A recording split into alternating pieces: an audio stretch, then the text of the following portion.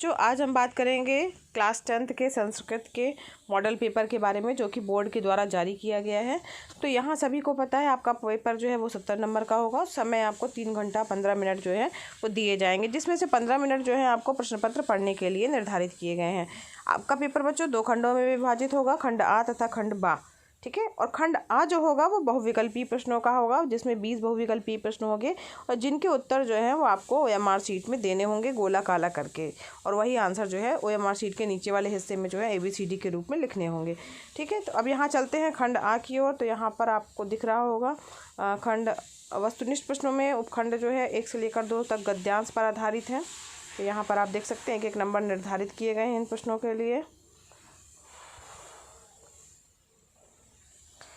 सभी में ABCD के ऑप्शन आएंगे और इन्हीं ABCD में जो आपको सही लग रहा है उसको जो है चूज़ करके और उसी का गोला जो है उस प्रश्न के सामने वाले गोले को जो है वो आपको अपने OMR शीट में काला करना है। और ये जो OMR शीट में आप गोला काला करेंगे बच्चों, उसके लिए आपको काले कलर के या नीले कलर के डार्ट पेन का ही प्रयोग करना है, जेल पेन का प्रयोग नहीं करना है। इस चीज़ का विशेष ध्यान रखिएगा। और यहाँ पर जो है 20 क्वेश्चन जो है आपके OMR शीट के लिए हैं, जो कि बहुविकल्पीय प्रश्न है। इसके आंसर आपको OMR शीट पे ही देने हैं। कुछ बच्चे मिस्टेक कर रहे हैं, वो उनके आंसर जो है अपनी जो वर्णात्मक वाली कॉपी है उस पर ही लिख दे रहे हैं, OMR शीट पे भूल जा रहे हैं। तो ऐसा नहीं करना है आपको। OMR शीट में सारे ABCD विकल्प जो आपको सही लग रहा है वो गोले काले करने हैं। साथ ही साथ उसमें नीचे की तरफ का एक हिस्सा है OMR शीट का, आपने OMR शीट वाला वीडियो देखा नहीं होगा, और अगर एग्ज़ाम दे रहे हैं तो आपको OMR शीट का आइडिया हो ही गया होगा। उसमें नीचे की तरफ भी ABCD भरना है, वो भी ज़रूरी है क्योंकि वो भी बोर्ड ही जाना है।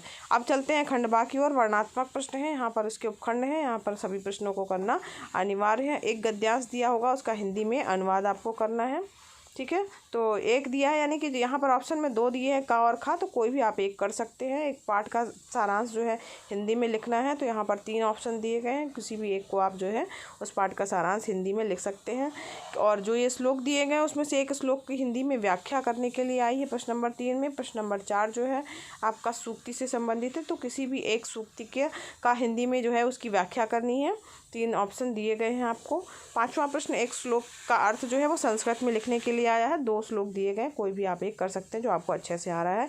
6वां क्वेश्चन जो है एक पात्र का चरित्र चित्रण हिंदी में करना है। यहाँ पर 3 ऑप्शन दिए गए हैं, उसमें से कोई भी आप कर सकते हैं। और 6वें प्रश्न में जो है आपको किसी एक प्रश्न का उत्तर जो है वो संस्कृत में ही देना है। प्रश्न संस्कृत में है और उत्तर भी आपको संस्कृत में देने होंगे। उपखंड खा की ओर बढ़ते हैं बच्चों। जो उपखंड खा है उसमें 7वां क्वेश्चन जो आया है, रेखांकित जो पद हैं उसमें से किसी एक में निर्देशानुसार जो है विभक्ति का नाम लिखना है कि उसमें कौन सी विभक्ति है। तो यहाँ पर 2 दिए गए हैं। ठीक है। और यहाँ पर किसी भी एक को करना है, 3 दिए गए हैं, 3 में से जो है निर्देशानुसार विभक्ति का नाम जो है आपको लिखना होगा। फिर इसके बाद जो है क्वेश्चन नंबर 7 का खा भी ये इसी तरह है। उसमें एक जो है किसी भी एक का जो है उसमें प्रत्यय लिखना है कि कौन सा उसमें प्रत्यय है।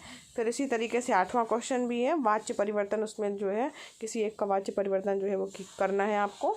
3 वाक्यों का संस्कृत में अनुवाद करने के लिए आया है। 9वां क्वेश्चन है।